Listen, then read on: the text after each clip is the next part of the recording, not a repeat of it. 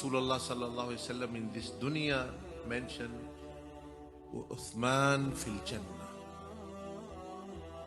that if you want to see a person walking on the face of the earth, but he is heavenly person, he is a person of Jannah, it is Uthman ibn Affan radiallahu anhu. So imagine that how much the Prophet ﷺ was pleased with him, that in this dunya he gave him the glad tidings of paradise.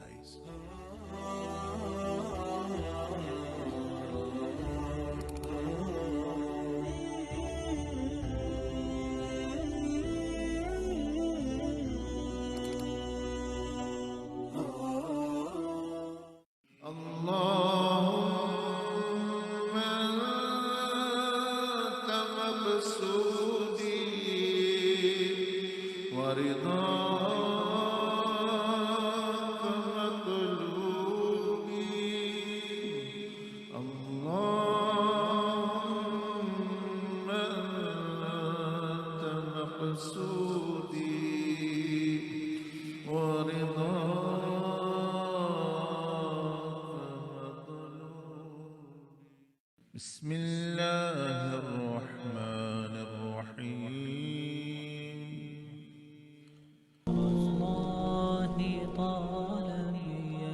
The month of Dhul Hijjah also saw a sacrifice, one of the greatest person ever lived, the third to the status amongst this ummah after Rasulullah sallallahu alaihi wasallam, Sayyidina Uthman ibn Affan radiyallahu ta'ala anhu.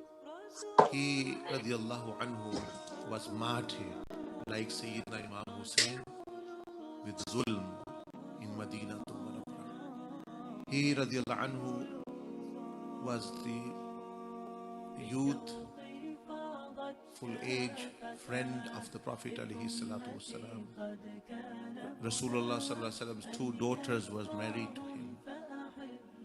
And Prophet ﷺ, when the second one passed away, he sallallahu alaihi wasallam mentioned that if I had many more daughters, I would have married them to Uthman radiyallahu ta'ala. Alhamdulillahi Rabbil Alameen. As-salatu was-salamu ala Sayyidil Mursaleen. Amma ba'du fa'a'udhu billahi minash shaitanir rajim. Bismillahir Rahmanir Rahim. Assalamu alaikum wa rahmatullahi wa barakatuhu to all my brothers and sisters who have joined us once again on this very special weekly spiritual ascension. We had a break last week, but that was obviously for a very special reason also because of Eid celebrations, and a very belated Eid Mubarak to all my brothers and sisters. And I hope you all had a very good festive Eid Mubarak break. And it's the first time we have got together after our last retreat that we had nearly 2 weeks ago. And it already seems like it was a long time ago. And that's what happens when we're actually in the retreat.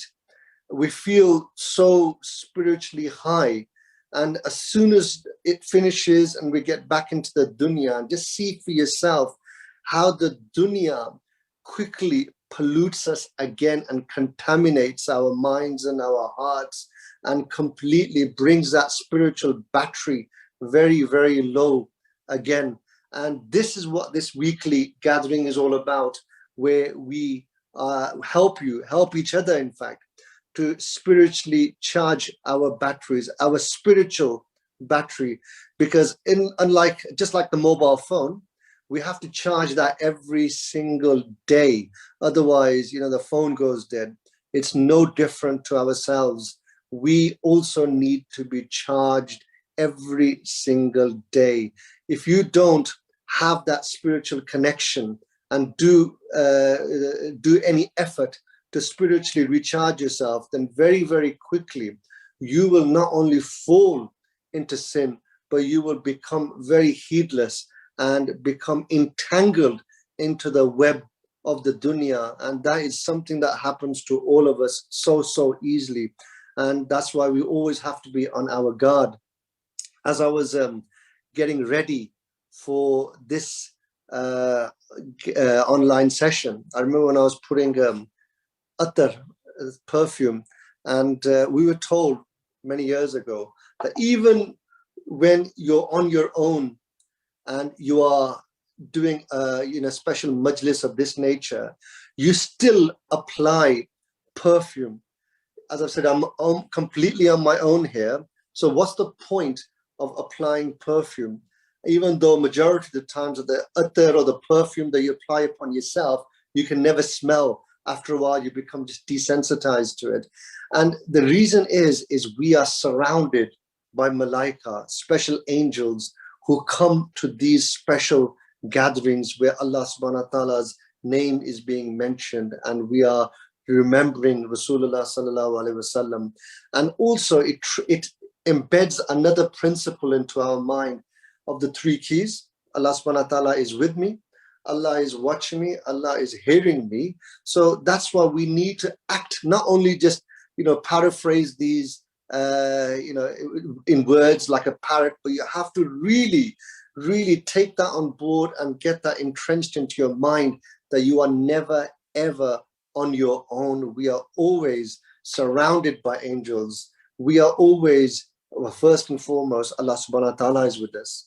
If we are saying Allah is with me, watching me and hearing me, then we really need to take that on board, that He is with us. And if we do really embrace that thought and that sort of belief, then the inclination to commit sin will be completely diminished or completely gone. Although we are not saints, we will sin from time to time, we will fall into sin and heedlessness, but that inclination will be drastically reduced. And talking about connection with Allah subhanahu wa ta'ala and khaya, that being in that state of mind of khaya even when you're on your own, it reminds me of the great Khalifa Rashidin, Hazrat Usman ibn Affan, whose martyrdom is associated with these last few days of Dhul Hijjah. And he needs no introduction. He was the son-in-law and the blessed companion of Rasulullah sallallahu alaihi wasallam.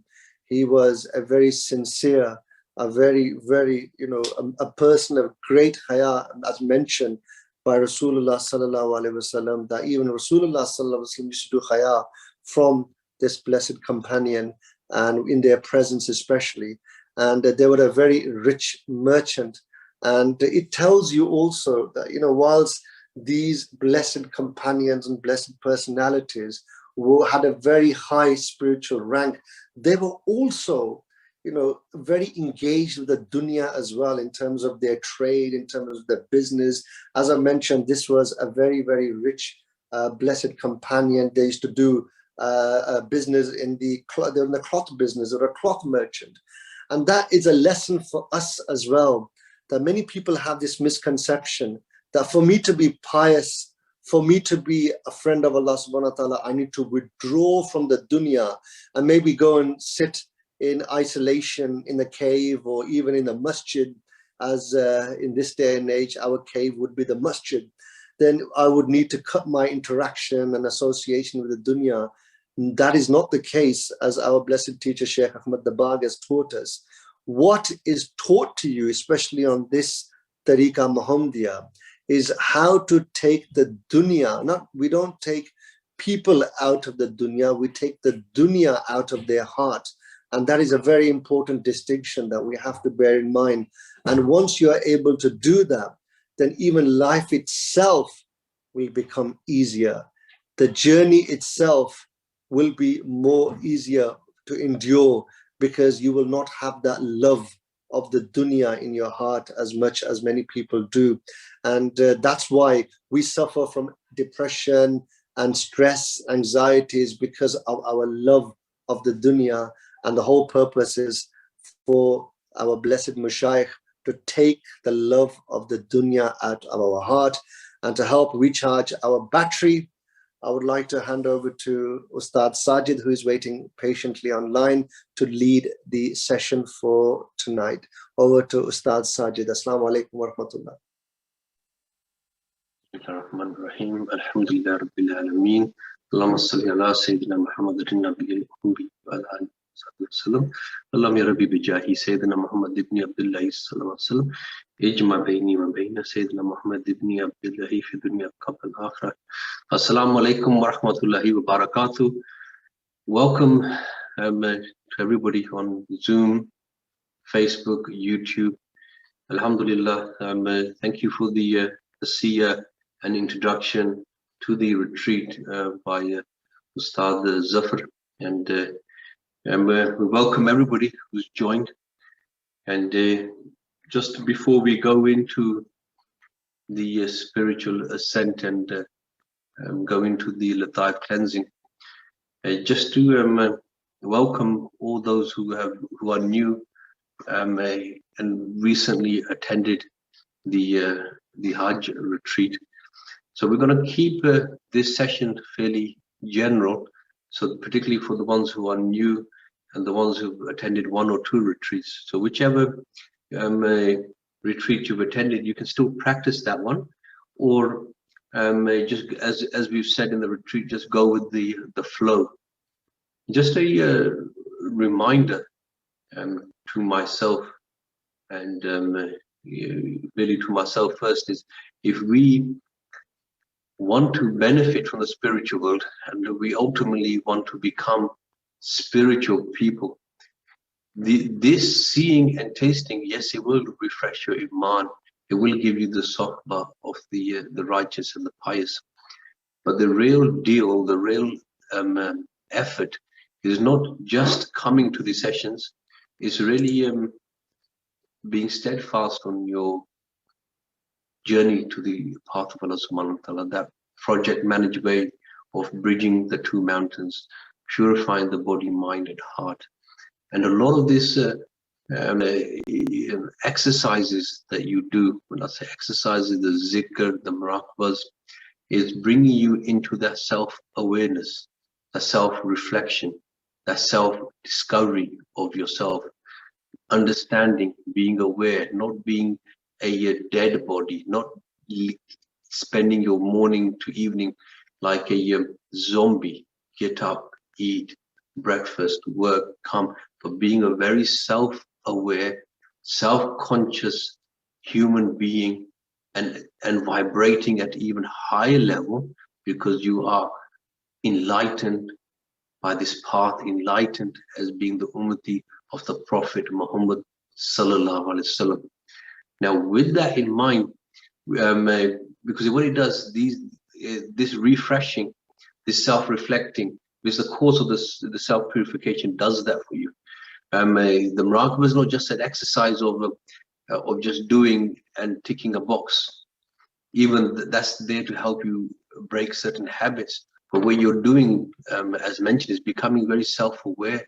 Allah subhanahu wa ta'ala is with me, seeing me, hearing me, and how am I interacting? How am I reacting?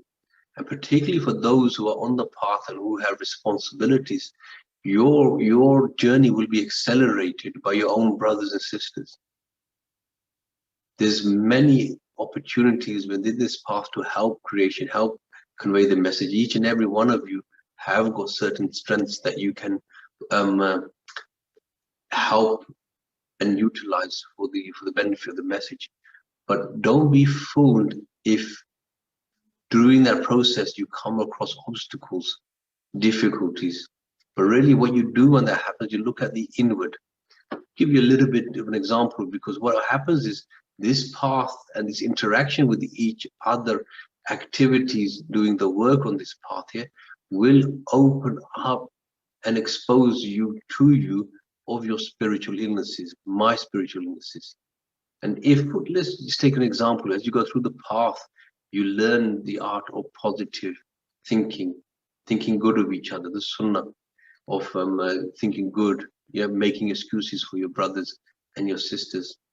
And if you are by natural, you are watching something, let's just say a brother doing a project, a sister giving a dars in the sister's classes, or a brother doing it. And if you by nature, you pick out faults and you ignore all the positivities, that's sometimes a sign of a spiritual illness. If all you see is faults in your own brothers and sisters, and you ignore all the 99 good, but you pick on that one fault, and that magnifies and magnifies in your mind, and you keep picking on it, that's a sign of a spiritual illness. Whereas there you have those who only but speak good, they see good, they hide, they mask the weaknesses. The course of self-purification, interaction with the righteous and the pious, helps to expose yourself. Remember, it's yourself, your self-purification, your journey, rather than watching and commenting and pointing and pointing and pointing. That's where you start to slow down, decrease, go in reverse on your spiritual journey, and you're closest to Allah subhanahu wa ta'ala. It's one of the aspects I just thought I'll remind myself and share. Because once you start to, even when you enter into the spiritual world, when you're doing the lataif cleansing, certain reflective points happen. Certain things will come to your mind. Sometimes the Muslim is a mirror. You're seeing certain things, but really what you're seeing in your brother or sister is really some weakness inside you. So that's a blessing. And when you are transferring, reflecting, mirroring with your teacher, traveling with them, with the mashaykhs, when you're in that each of the lataif cleansing, certain things can be made apparent, can be focused upon. So those are the sort of things you want to look at, focus on, discuss with your mentors, so you can then travel towards the closeness of Allah subhanahu wa ta'ala in a much more accelerated way. And that's the ultimate aim. The aim is to achieve that pleasure of Allah subhanahu wa ta'ala and become, and each and every one of you have signed up, you've given your name on this path to become a friend of Allah subhanahu wa ta'ala. And the great companions and the awliya we talk about, none of this is without your reach. Each and every one of you can reach your maximum capacity, and with the fazl and grace of Allah subhanahu wa ta'ala, we can all be successful in this world and the next. And this is the beauty of having a teacher like Shaykh Ahmad Dabagh. They unblock you in this regards. They unblock you, pull you out of the matrix, and bring you to what really is reality, inshallah. So I think I've spoken enough, inshallah. Sometimes when you bring these reflective elements into your meditative sessions, they can be an accelerated benefit as well, because in that you're asking Allah subhanahu wa ta'ala for help. You're admitting your weaknesses to Allah subhanahu wa ta'ala. Allah subhanahu wa ta'ala knows everything, but you're exposing it to yourself in front of Allah subhanahu wa ta'ala and asking for help, because for Allah subhanahu wa ta'ala can do anything. Yeah, what may be a weakness that you may have, but there might be jealousy, anger, whatever it may be, that's a negative trait. You can be turned into something positive. Allah subhanahu wa ta'ala can. And if you turn to Allah subhanahu wa ta'ala, these things can only become blessings. And that's the beauty of this deen.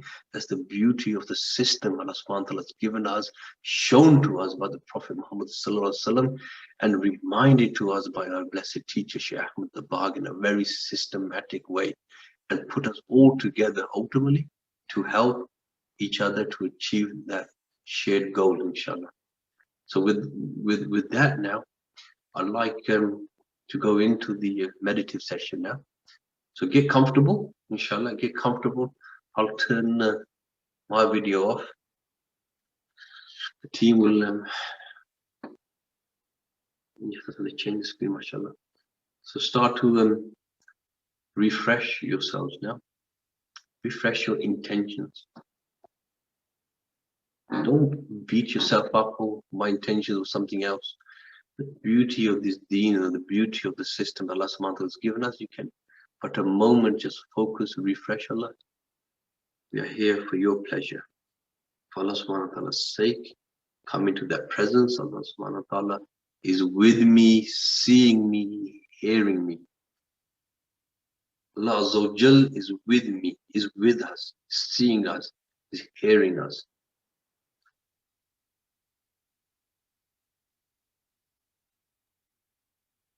Do that with your mind and heart. As you refresh your intentions, it starts to draw you closer towards Allah subhanahu wa ta'ala. Come into the protective scars. And everybody to themselves now, through the Fatiha once, Ayatul Kursi once, and 3 Quls in order. Blow on your hand and rub over your body, inshallah.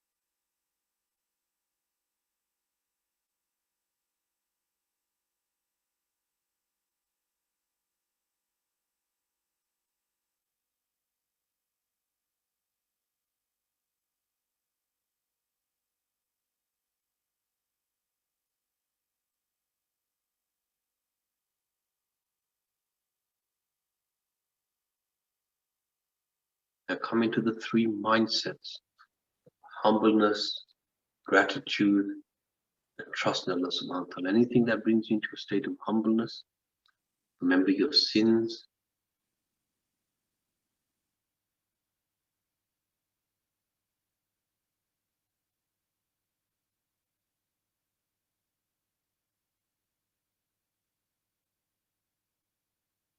Let go, don't focus on other people's weaknesses. You may know 1 or 2, but how many of yours do you know? Come into a state of humbleness. And despite all these weaknesses, Allah subhanahu wa ta'ala keeps blessing us more and more. At least recognize these blessings of Allah subhanahu wa ta'ala and thank Allah by even recognizing the blessings of Allah Azza wa Jal.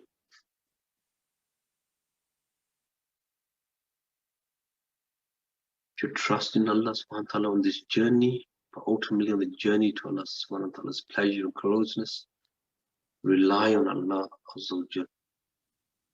Fully reliance. Tawakkal on Allah Azza wa Jal.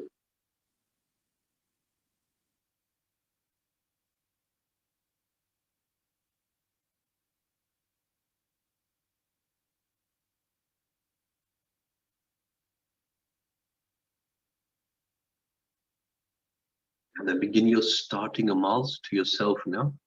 Bismillah once, Astaghfar 3 times, any Drood Sharif 3 times, La hawla wa la quwwata illa billah 3 times.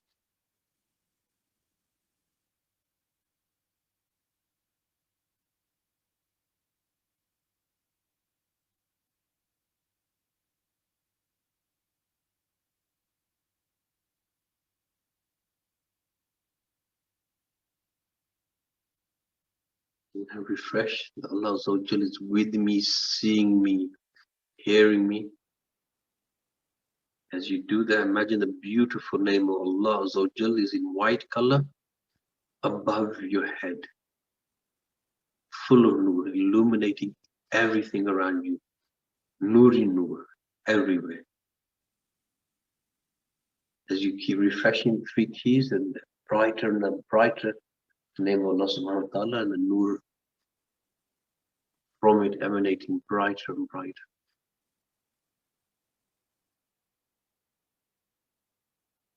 Now imagine, let the light now fall upon you, focus the light upon yourself. Imagine the light from the name of Allah subhanahu wa ta'ala is pouring upon you like a waterfall. As it falls upon you, just breathe in through your nose, gently breathe in, take a deep breath, and at the same time, imagine the nur is entering into your head from the top, throughout your whole body, to the tip of your toes, tip of your fingers, filling your whole body with the nur from the name of Allah subhanahu wa ta'ala. When you breathe out, exhale from your mouth, breathe out from your mouth. Imagine with that, the nur exits from your mouth, is removing all your worries, stresses, zulm, darknesses are leaving. All those worries you've built up over this week, month, year, decade, life, let it go to Allah subhanahu wa ta'ala. Let it go. Give it up. Let all your worries go to Allah subhanahu wa ta'ala.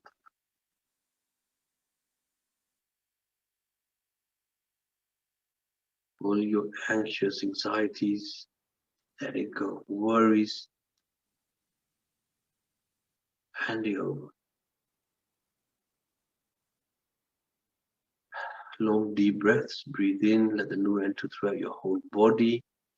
You breathe out, exhale from your mouth, releasing all the worries, tensions, darknesses.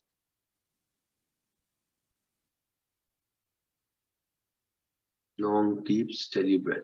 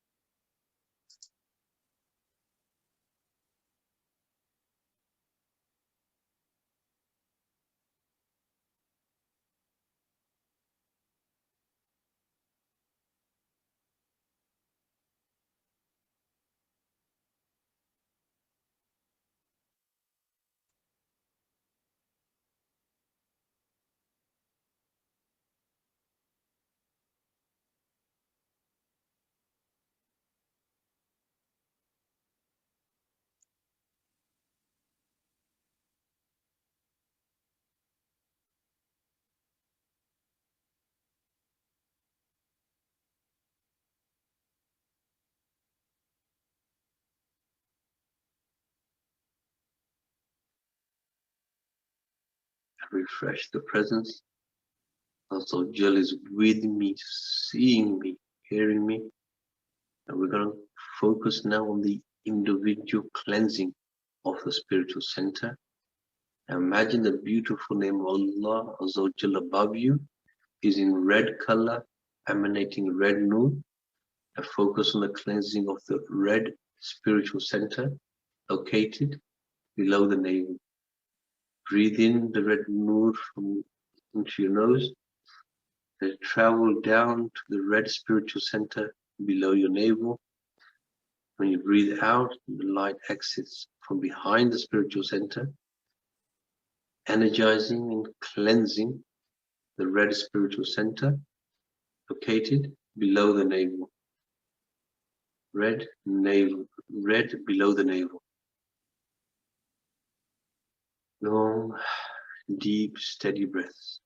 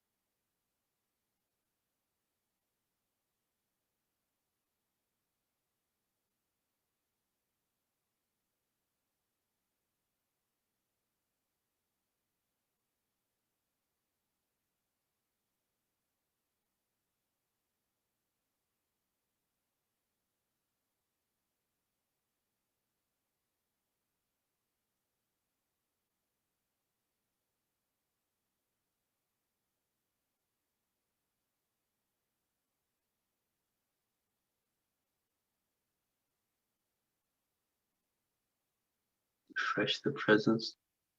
Allah Azza wa Jal is with me, seeing me, hearing me. Imagine the beautiful name of Allah Azza wa Jal is in orange color. And focus on the cleansing of the orange spiritual center located at the level of your navel. Orange navel. Long, deep, steady breaths.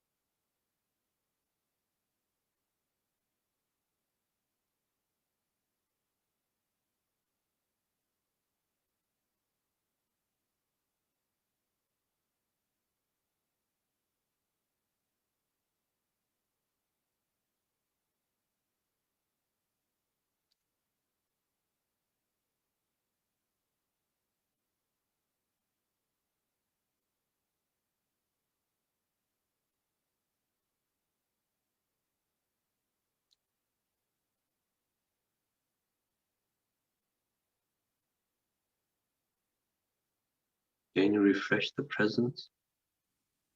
Allah the Almighty is with me, seeing me, hearing me. As you do so, imagine now the beautiful name of Allah Azza wa Jal above you is in yellow color. Is in yellow color. Focus now on the cleansing of the yellow spiritual center located at the level of your stomach, between your navel and chest. Yellow stomach. Fully focused.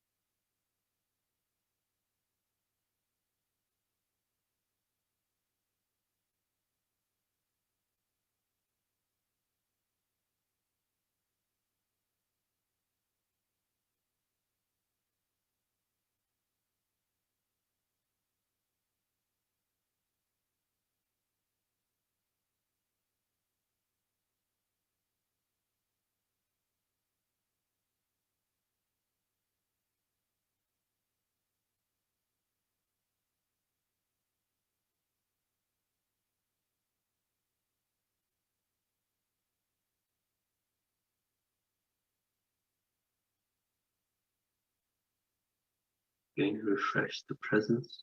Allah Azza wa Jal is with me, seeing me, hearing me. Imagine a beautiful, beautiful name of Allah Azza wa Jal is in green color. Focus on the cleansing of the green spiritual center located at the center of your chest, at the level of your heart. Green chest.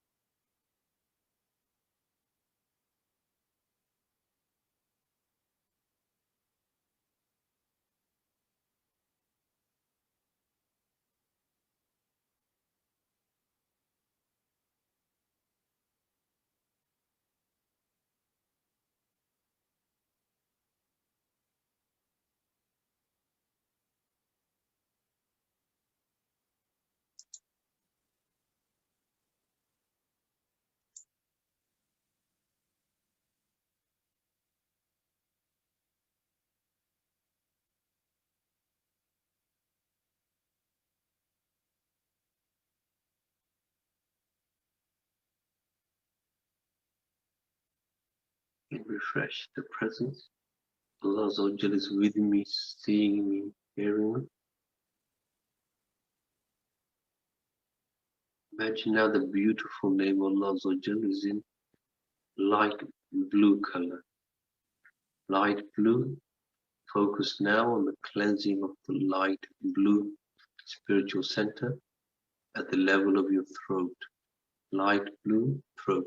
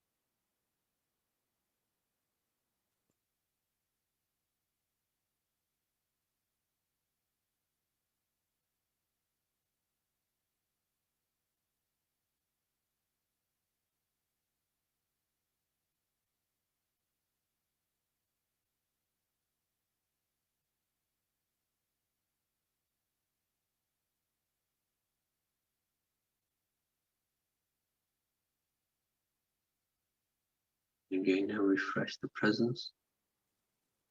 Allah Azza is with me, seeing me, hearing me. Imagine a beautiful name. Allah Azza is in dark blue, like an indigo color. And focus now on the cleansing of the dark blue spiritual center located level of your forehead. Dark blue forehead. Long, deep, steady breaths.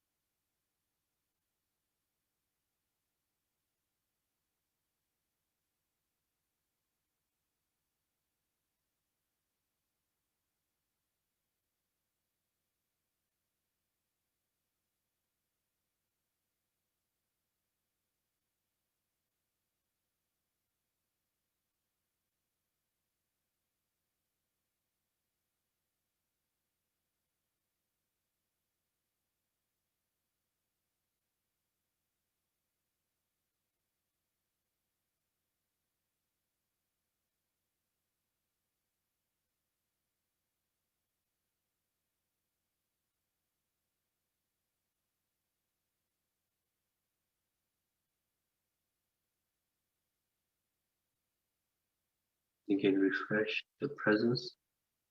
Allah Azza is with me, seeing me, hearing me. Imagine now the beautiful name Allah Azza is in white color. Focus now on the cleansing of the white spiritual center, located just above the head, the crown of the head. White. Long deep breath. Focus on the cleansing of the white spiritual center, just above the head.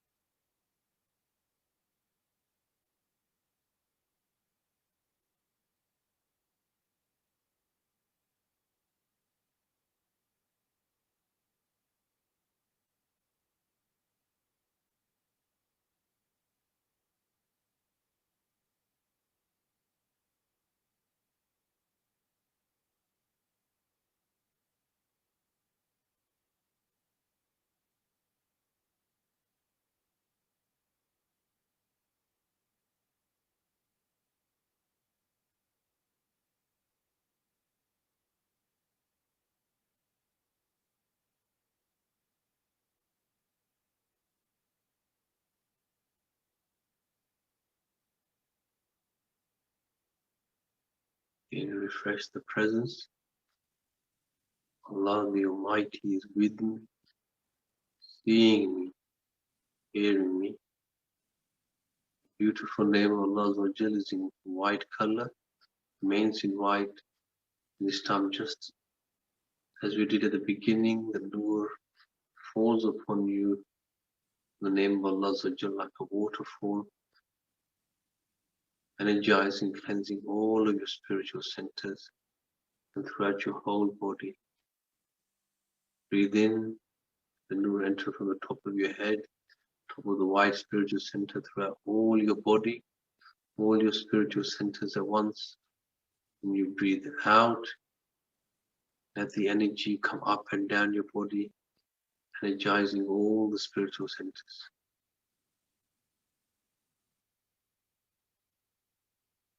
Focus on your breathing.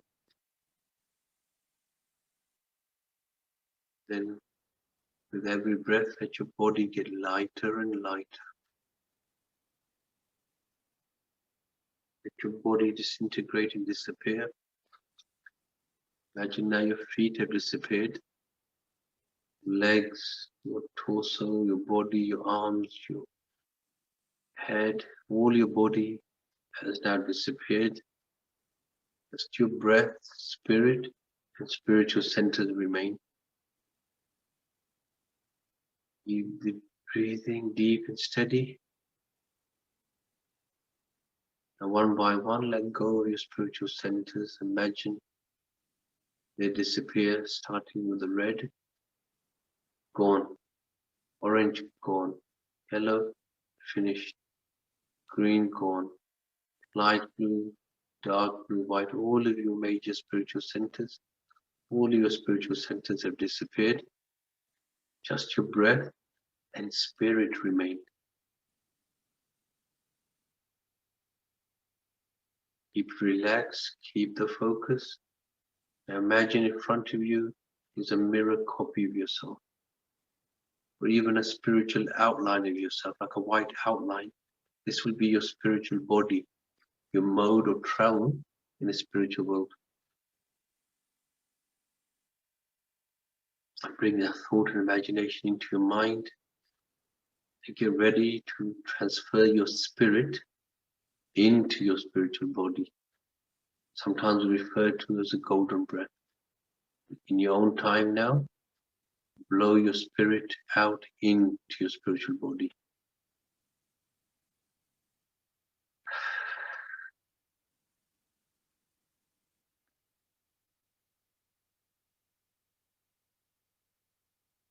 Now imagine you are in your spiritual body.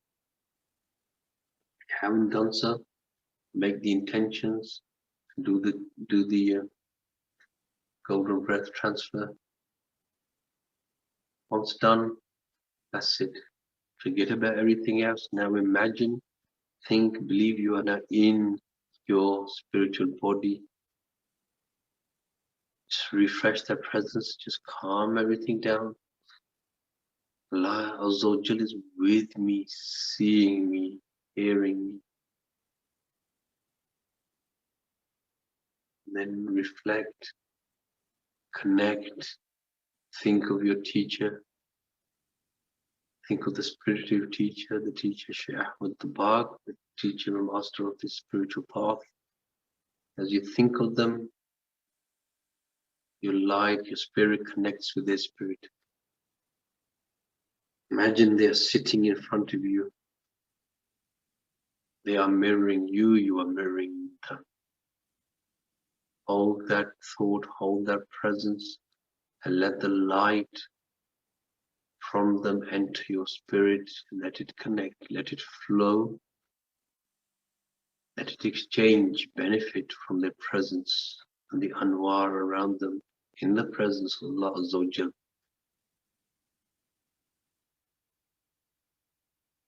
With the company of your master, the company of the teacher, the righteous and pious,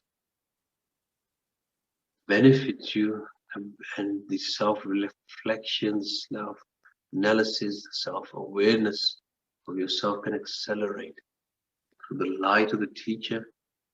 Let it focus Let your weaknesses, let your spiritual illnesses come out. Let your teacher guide you to its solution. I'm going to go silent now. Everybody go on their own journey. Let it flow. Spend some time in this mirror reflection, in this presence of your teacher, Shaykh Ahmad Dabag. Let your spiritual illnesses come out and get some guidance, get some awareness, get some solutions, or at least as a minimum, be aware. Then let your journey flow. But keep close to your guide and master, spiritual, your teacher, Shaykh Ahmad Dabag.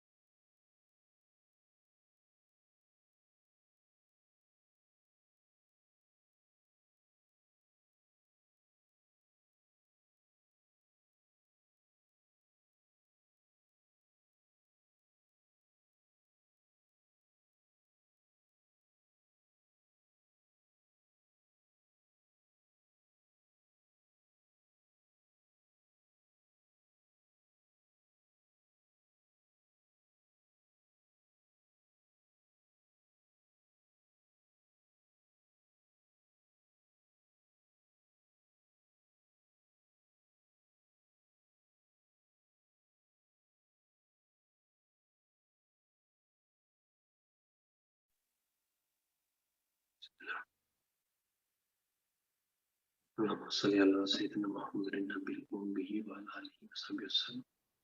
So wherever you are now, just refresh presence.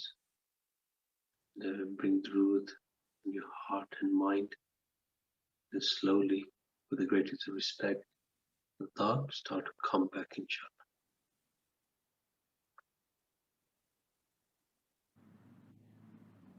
يا نبي سلام عليك يا رسول سلام عليك يا حبيب سلام عليك صلوات الله عليك يا نبي سلام عليك يا رسول سلام عليك يا حبيب سلام عليك صلوات الله عليك طلع البدر علينا من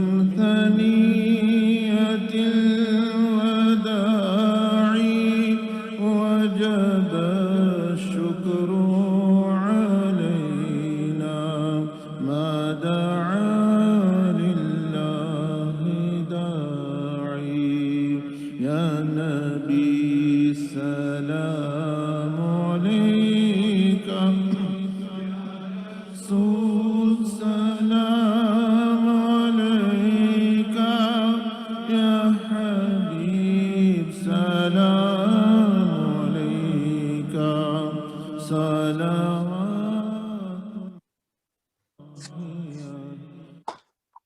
Jazakallah Ustad Sajid for leading that session.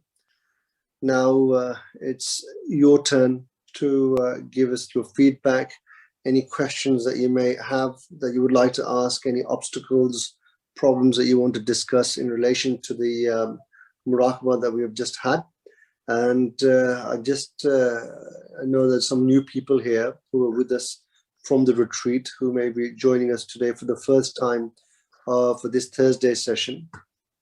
And you can either write the feedback in the Q&A section, or you can raise your hand and inshallah we will unmute you and allow you to give your feedback online live so others can hear you as well. And as I've said on many occasions before, that don't judge for yourself in relation to your particular experience, the meditation vision that you've had, because you may think, oh, it's not so significant, I don't think this is important, I don't want to share this. Don't be shy. We'd like to hear from you. And sometimes there's nasiha that comes out of that, which is beneficial for others like myself who will benefit, inshallah. And just checking if anybody has raised their hand so far. At the moment, no. Also for new people, especially those who have participated in the retreat a little, nearly a fortnight ago. I believe not everybody may have been allocated a mentor. Please get in touch and we'd be happy to allocate a mentor for you to help you on this journey towards the closeness and pleasure of Allah subhanahu wa ta'ala, and help you along the way with any pitfalls that you may endure on this journey. Is because it is a journey where you need constant motivation and mentorship.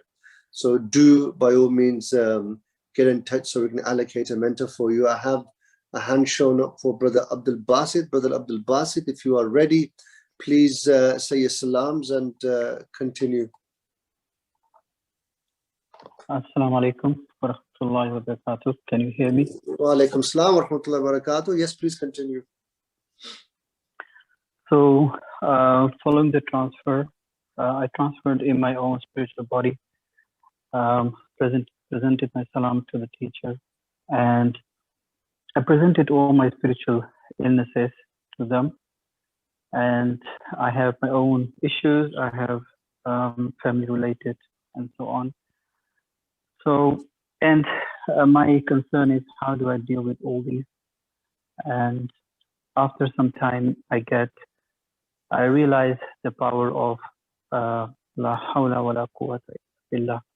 So the nasiha that I get is focus on the power of La hawla wa la quwwata illa billah. I continue to think about, the practicalities, the challenges that I face, and the nasiha that I get from the teacher is hand over everything to Allah subhanahu wa ta'ala and just only focus on your own improvement. Meaning, if I focus too much on others, and if I'm concerned about others, like in the family, it may hamper my own development. So this is the power of La hawla wa la quwwata, and hand over all my concerns to Allah subhanahu wa ta'ala and just focus on my own spiritual improvement. I read La hawla wa la quwwata for some time, and then we go to Sayyidina Abdul Aziz Tabaq rahmatullah alayh, to the Mazar in Fez, and the amount of nur that emanates from them, we immerse completely in the nur. And I had no other desire than just to be in the nur. And after some time, we move on to visit Hazrat Osman bin Affan radiallahu anh, and we arrive in their blessed home, and I see them reading the Quran Majid. I ask permission to speak to them, and the permission is granted. I ask nasiha for myself, and I focus on the fact that Hazrat Osman had a great haya. And so I ask myself, what is the basis of the haya, and how did they get the haya? The nasiha, the answer I get is that we emulated Rasulullah sallallahu alaihi wasallam in all aspects, and we had no other purpose than to fulfill the purpose of Rasulullah sallallahu alaihi wasallam, the purpose of Islam. I asked, also they mentioned sincerity in our purpose was important. And I have written a few things, but I can't read myself anymore because it was written too quickly. And also, yes, the constant reminder, so one of the basis of haya is the constant reminder that Allah is with me, seeing me, hearing me, meaning constantly in the presence of Allah. I asked, how can I practice this? And they refer back to the nasiha that I got initially from the teacher, which is focus on la hawla wa la quwwata, to make the impossible possible and to hand over my concerns to Allah and focus on my own spiritual improvement. This was my journey, and I asked permission to return. Jazakallah khair. Bismillahirrahmanirrahim. Jazakallah khair, Abdul Basit, for sharing that from Dubai. Alhamdulillah. Inshallah. There certainly is no power than Allah subhanahu wa ta'ala. And this is one of the things that once you start to embody and believe this, a lot of your issues and obstacles become easy. A lot of your issues and obstacles become easy. Now, the issue we've always had is that we think we are the doer, we can do things, we can make a difference, we are the ones that are doing things. When really, the real doer, the real power is not me or you or your uncle or Mr. Flan, where we keep knocking on doors, help me with this, solve this problem. Or really, the doer, when you come into that, the doer is Allah subhanahu wa ta'ala, and that's one of the secrets there. And it's not a secret because it's open. The secret really is to embody that and internalize that into your life, and really believe that. So there's one thing that you're doing. the zikr of Allah, the presence of Allah subhanahu wa ta'ala. And it's just like when you do your morning and evening azkar, you don't just read it. It has a benefit, it has a protection. But if you want to access that spiritual secrets of Allah subhanahu wa ta'ala, is to internalize that in that presence and believe that this is giving me the protection from Allah subhanahu wa ta'ala. Help is coming. And with Allah's izn and mercy, all of these issues and problems I give to Allah subhanahu wa ta'ala. And then you leave it, you come to a point, everything is not a problem. You see, it's a test from Allah subhanahu wa ta'ala, you're giving it to Allah. Abdul Basit, you come, you were very regular on Thursdays, and you're very prolific in your experiences. And you probably noticed you have a similar theme running week by week or fortnight by fortnight. If you don't mind me asking you, when's the last time you actually discussed your journey with your mentor? Do you have an active mentor at the moment? No, I'm not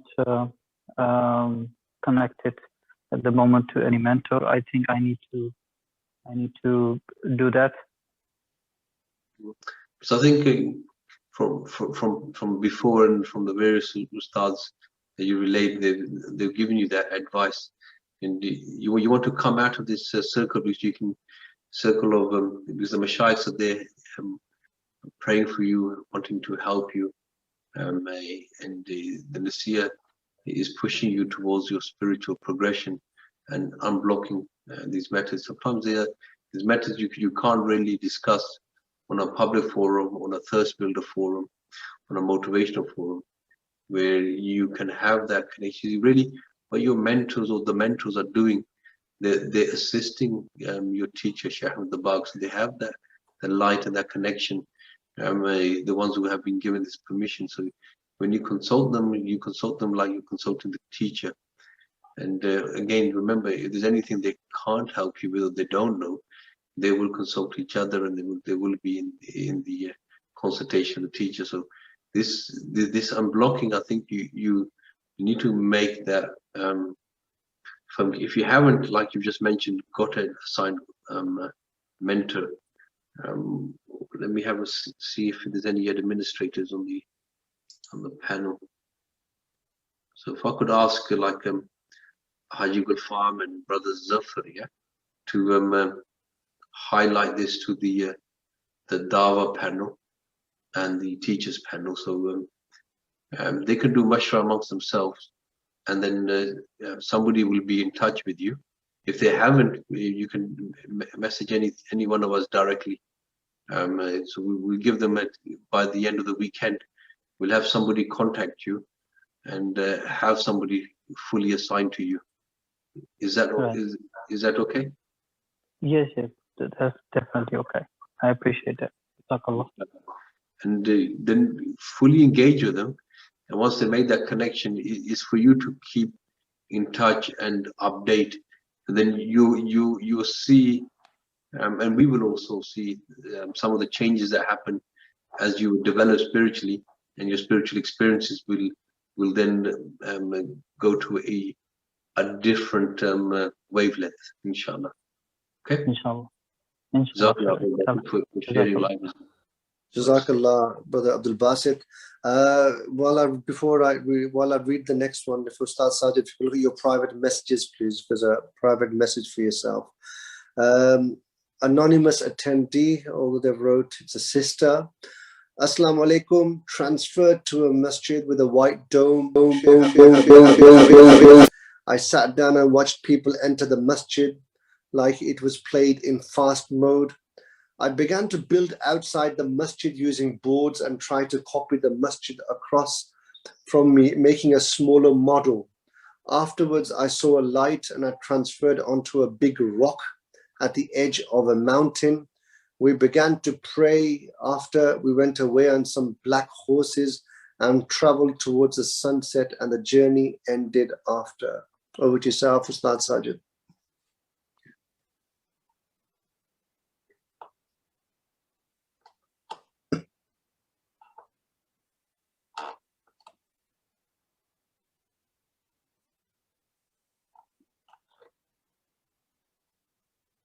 Ustad Sajid? ठीक है इंशाल्लाह. Jazakallah. ठीक है इंशाल्लाह. Bismillahirrahmanirrahim. Allahumma salli ala sayyidina Muhammadin. So the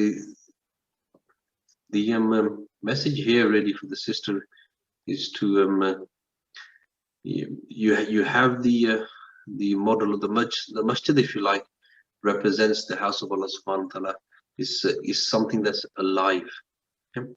It's alive in the sense that it's your community hub. It's not just for prayer, it's for counseling, it's for activities, it's for taking care of the children, the activities. It's a central hub for the community.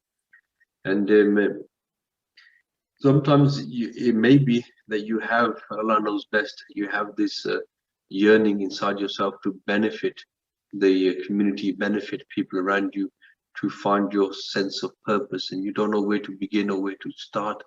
So here is, you mimic the sunnah of the Prophet ﷺ, how they did things, and you make a small model, meaning you try a project.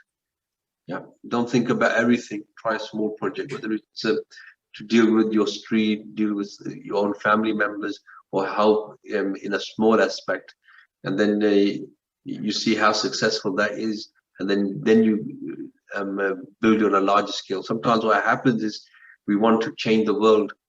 Yeah, we want to do something big. We want to really benefit our town, our city, our country, the world.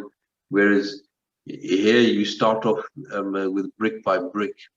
So and that will then develop. And then you come up with a system. If you can have a little system, or you have a team that's benefiting and doing the work of Allah subhanahu wa ta'ala, meaning the work, the mission of the prophets.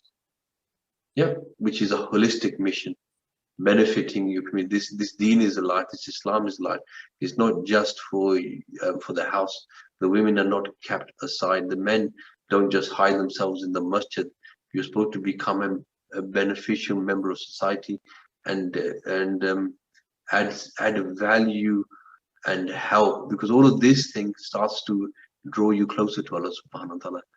And this is the sunnah and the way of our teacher, and they show us this. So wherever you are, wherever Allah subhanahu wa ta'ala has planted you, you be fruitful. But in this case, try with something, try small project. You got the bigger worry, but you got to break it.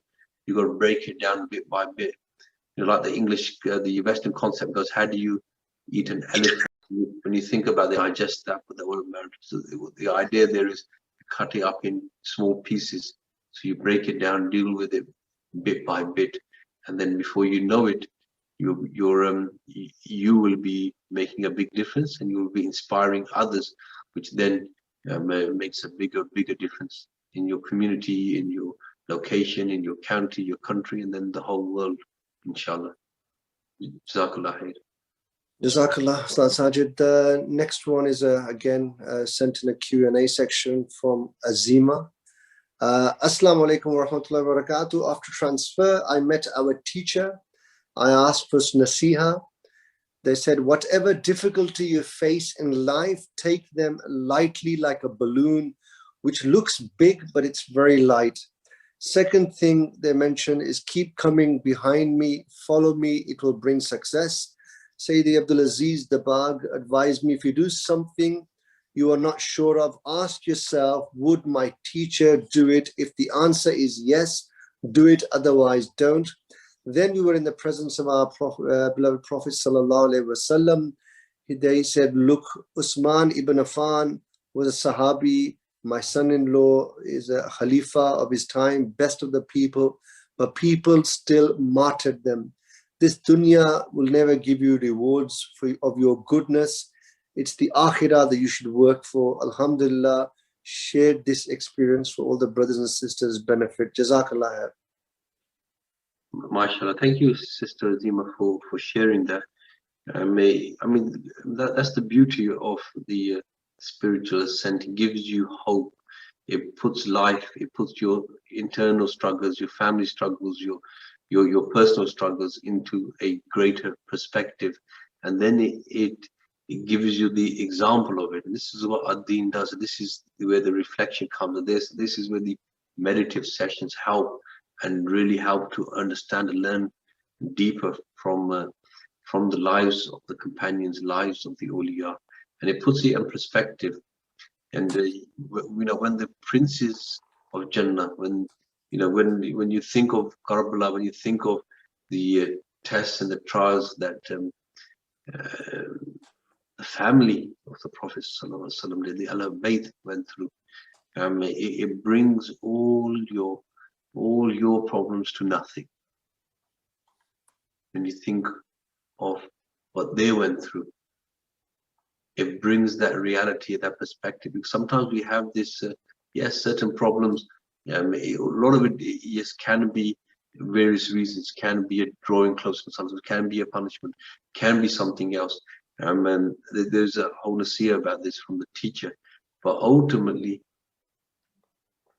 when you turn to Allah subhanahu wa ta'ala, it becomes a blessing. When you react and follow the footsteps of your teacher, keeping behind, meaning not overstepping the mark and complaining or going into self-destruction. Why me? What have I done? Yeah, have I sinned? Am I getting punished for this? This is really becoming hopeless. Yep. You do that to a certain extent to keep yourself humble. But if you go to an extreme here and you bring yourself down, that's not the way of people who are of Sunnah, the people who are Muslim, the people who we claim to be ummatis of the Prophet ﷺ, because you have a greater purpose, and ultimately everything is going to end when you die. All these problems, all these issues, all of these difficulties will finish the time that you die anyway. But unless we react correctly, unless we turn to Allah subhanahu wa ta'ala, unless we hope in Allah, we don't lose hope, we don't turn away, yet then you got peace coming from the day you die. But if you go the wrong way, then the real problems are going to start on the time of death. Look at the martyrdoms, look at the struggles, but they're successful. Really, all of these things then become a blessing, because this world is here to test us, and we will get tested to a level, because we want to be drawn to closeness to Allah subhanahu wa ta'ala. And there will come a time where we wish we were tested more and we could pass those tests. Of course, we hope in Allah subhanahu wa ta'ala is that test. Allah subhanahu wa ta'ala does not burden or push anybody that they cannot handle. That in itself is a great hope. Allah subhanahu wa ta'ala, this is from you. If you are happy with me, I'm happy, whatever the case may be. Inshallah. Jazakallah here for sharing that. Jazakallah. I was going to try and close this session, but I think I'll do this the last one, since the sister has gone through a lot of effort to write and type this one out. I'm conscious of time as well. Sister Amina from Birmingham, the green Lataif triggered tears over a small incident. I saw Hazrat Saab's head on knees as a tiny child. Again, this is a little bit broken up, so I'm going to try my best to read this the best of my ability. Burst into tears when after everything they neatened my toddler hair and used small hair clips. I cried loudly for 10 minutes. Went towards Sheikh Abdul Aziz Dabagh, who covered me, took me to someone looking like the resemblance of traditional Bible pictures of Hazrat Isa al-Islam. They lifted me as a tiny baby, me or someone I don't know, it was a baby, made dua for a gift for me, saw Abdul Qadir Jilani gifting me again, like some sort of a past armory. I was now a little Asian looking girl with long hair, Japanese gown, gliding on water. I ran back to Hazrat Saab saying, I don't want to go alone. They said, go, I'll always be here. It was very dark and scary. I felt a big dark entity pulling me in. I couldn't reach Hazrat Saab until I was nearly taken. Hazrat Saab appeared smilingly, finally with a rose. Keep this with you. As I went towards the abode of Nabi Karim Sallallahu Alaihi Wasallam, I could barely see an outline of Hazrat Aisha radiallahu anha.